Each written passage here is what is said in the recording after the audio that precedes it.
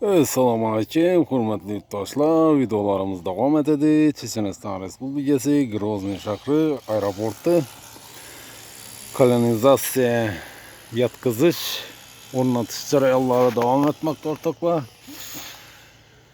Yürüyüşleringiz uchun mana shu turgan joyim 4-5 metr 6 metr pastdan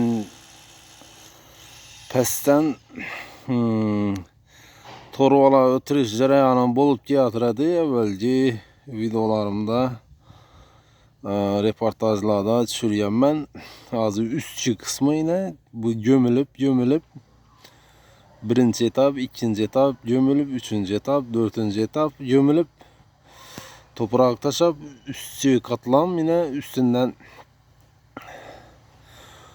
torva kanalizasyon su geledi yine bir az görüşleriniz mümkün. Uklon arayana verilgen yine beyden geledi, buna düşedi, son oya düşediden arayandan argınaya düşüp gitedi torvağa. Bunu pesinde vodoprovod ötkenedi. Vodoprovod sentralni kanalizasyon şu karatkan taraflarımda fasad xudo xolasa aynaları gelip başladı. Fasadını görüşlerinizin için hazır yakıraktan varıp düşüremem. Fasad ayna buladı.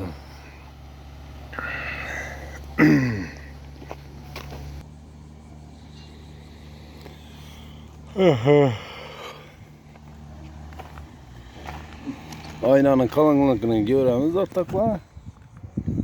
Yine iki kat.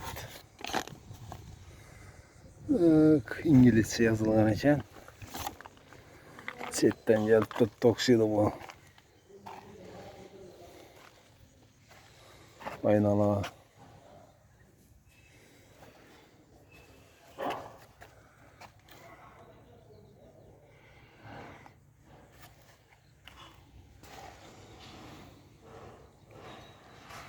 Kapil yapıştırganda yapıştırıp giteverediler işine. Şöyle. Yine bu bilen inamın arasına rezmeri var. Yine koyadığım vecleri anlatadım.